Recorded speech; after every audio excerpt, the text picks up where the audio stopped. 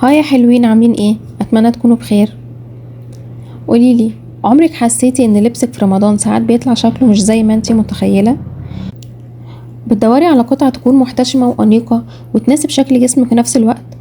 اول خطوة في ان خزانة رمضان تبقى شيك ومريحة هي ان احنا هنهدى شوية ومش هنروح ندور على الصيحات ونجري وراها. احنا عايزين نركز على القطع اللي فعلا بتعيش، قطع تقدري تلبسيها في رمضان ده ورمضانات كتيرة تانية بعده.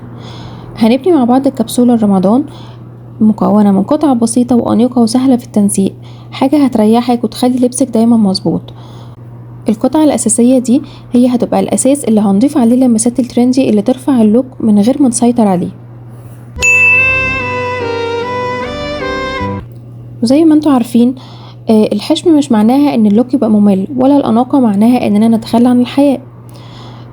السر هنا بيكون في الطبقات او في اختيار الالوان والأقمشة المناسبة، القصات اللي بتليق على جسمك، وانك تضيفي اي لمسة بسيطة ترندي تكون محسوبة صح وبتتحط في مكانها المناسب.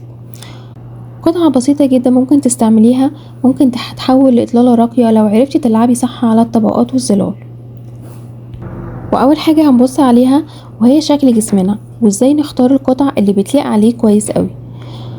يعني في شكل التفاحة يفضل نختار القصات الاي لاين، التونيكات الطويلة، العبايات الواسعة، وتجنبي دايما انك تركزي على الوسط، هنا مفيش تحديد.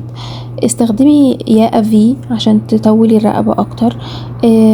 من الترندات المناسبة لي السنة دي الاكمام المنفوخة الخفيفة، او انك تعملي لايرنج بسيط. واللبس المناسب والترندي السنة دي مع الشكل الكمثري،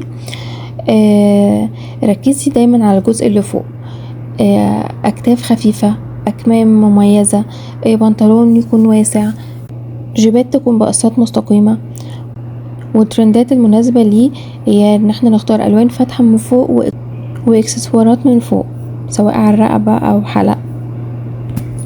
وجسم الساعة الرملية، فطبعا هنا عندنا بيكون الوسط هو البطل. نحدد الوسط، بنلبس مثلا فساتين امباير ويكون ليها قصات محددة من عند الوسط، او احزمة رفيعة او عباية وبنحط حزام على الوسط.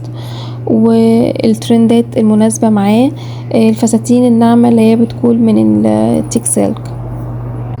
وفي الجسم المستطيل بنحاول دايما نضيف منحنيات بان احنا نستعمل طبقات، جاكيتات خفيفة او تونيكات بطبقات مختلفة، وممكن نستعمل اكمام منفوشة او يكون فيها تفاصيل على الكتف.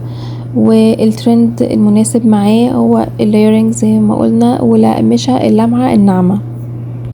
كل شكل جسم ليه قطع بتخليه يبان في احلى صورة، وده اللي بيخلي كبسولة رمضان فعلا تكون مناسبة ليكي ومبنية مخصوص عشانك.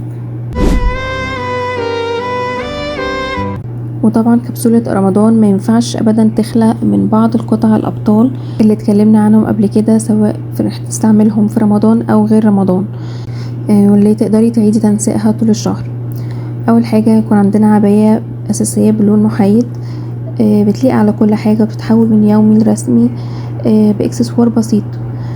كمان تونيك طويل بيكون بطبقات متعددة، بيكون مريح ومحتشم وبيتلبس مع بنطلون واسع او جيبة.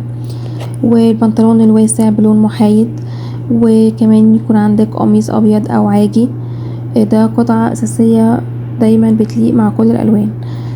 وفستان يكون بسيط من غير طبعات او اي رسومات عليه، ده يكون اساسي، ممكن تستعمليه في الزيارات او في خروجه للسحور مع بعض الاضافات الخفيفة. ويكون كمان في كيمونو خفيف تقدري تعملي بيه لايرنج بشكل راقي وبسيط من غير مجهود كبير. ولما تجربي ده هتشوفي قد ايه القطعة دي مرنة جدا، وتقدري تعملي منها مليون لوك بكل سهولة. لو ركزتي شوية في اللي قلناه هتلاقي ان القطعة دي مشتركة في حاجة واحدة، واللي هي قطع اساسية، وعلشان كده مهم جدا نعرف الفرق بينها وبين القطع التكميلية. القطع الاساسية هي القطع اللي انتي ممكن تستخدميها كتير جدا في لوكات مختلفة، وبتلاقيها بتمشي مع الوان مختلفة، تلاقيها تكون مناسبة لكل خروجات تقريبا.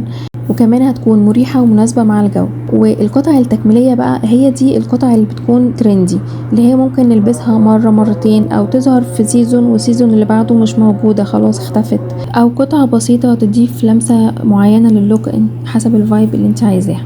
وكمان مش ضروري تكون موجودة عند كل البنات، واعتقد بعد ما عرفتي الفروقات البسيطة دي هتقدري تشتري بذكاء.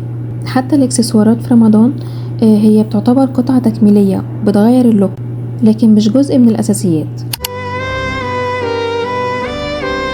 والحلو في الكبسولة اللي اتكلمنا عنها وبنيناها دي انها مش بس للشهر الكريم، لكن القطعة دي هتعيشي بيها طول السنة وهتفضل مناسبة معاكي في كل المواسم تقريبا.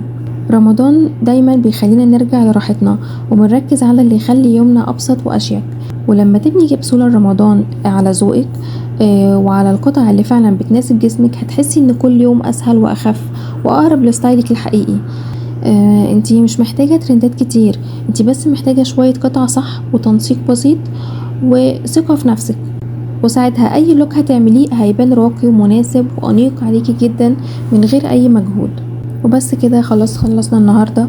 ومتنسوش تكتبولي في الكومنتات ايه هي القطعة الاساسية اللي حاسة انها لازم تكون موجودة في كبسولة رمضان بتاعتك، ومستنية اشوف تنسيقاتكم وابداعاتكم اللي محدش وراني منها حاجة خالص لحد دلوقتي. ما تنسيش تعملي لايك وشير وباي باي مبدعين، واشوفكم على خير ان شاء الله، ونكمل حكايتنا في الفيديو الجاي.